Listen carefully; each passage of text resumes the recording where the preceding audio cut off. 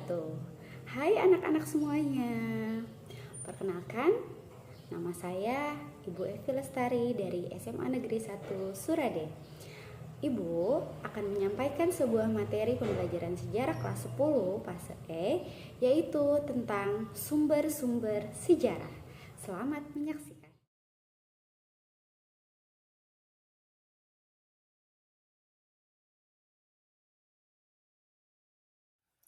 Apa itu sumber sejarah? Ada yang sudah tahu? Nah, betul sekali. Sumber sejarah adalah segala hal yang dapat memberikan informasi mengenai peristiwa masa lalu dan dapat dikategorikan berdasarkan bentuknya, jenisnya, dan sifatnya.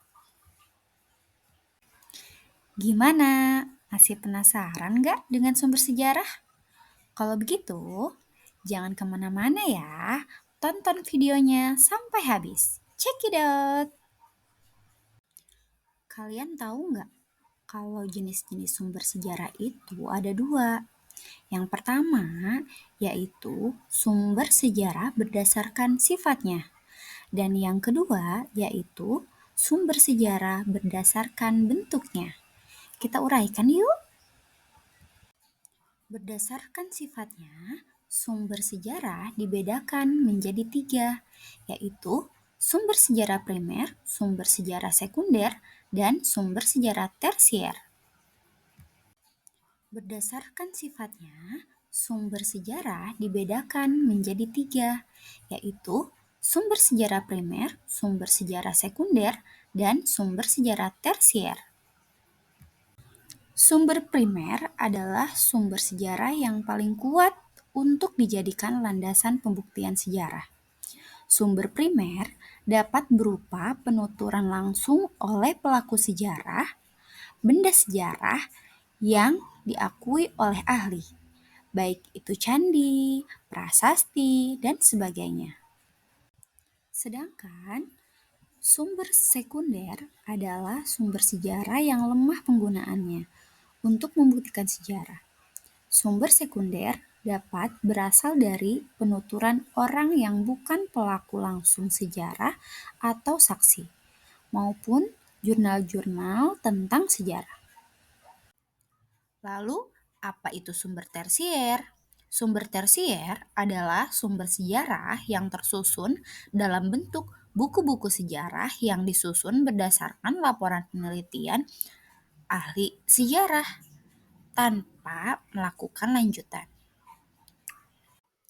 Sedangkan sumber sejarah berdasarkan bentuknya dapat dibagi menjadi 4, yaitu sumber sejarah tulisan, sumber lisan, benda, dan rekaman.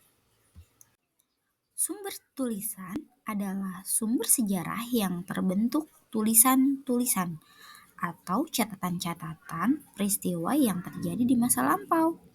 Semua tulisan ini dapat berupa prasasti, artefak, dokumen, naskah, babat, surat kabar, dan lain-lain.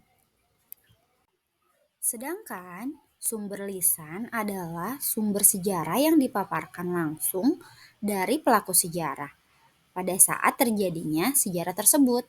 Misalnya, veteran mantan tentara kemerdekaan yang masih hidup. Beliau menceritakan kronologi peristiwa yang sesungguhnya kepada halayak umum. Sumber lisan juga dapat berupa cerita rakyat.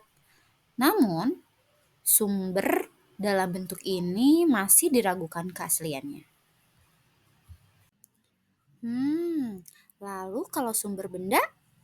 Sumber benda adalah sumber sejarah yang diperoleh dalam bentuk benda-benda peninggalan sejarah. Misalnya ada kapak, patung, gerabah, dan lain-lain. Sumber sejarah berbentuk benda itu belum dapat sepenuhnya menceritakan kejadian sejarah dengan benar, karena masih perlu dilakukan penelitian lebih lanjut oleh para ahli arkeologi. Terakhir, yaitu sumber rekaman. Sumber rekaman adalah sumber sejarah dalam bentuk rekaman suara atau gambar. Misalnya, rekaman video tentang tuntutan mahasiswa saat reformasi berlangsung. Bagaimana? Apakah kalian sudah memahami perbedaan sumber-sumber sejarah?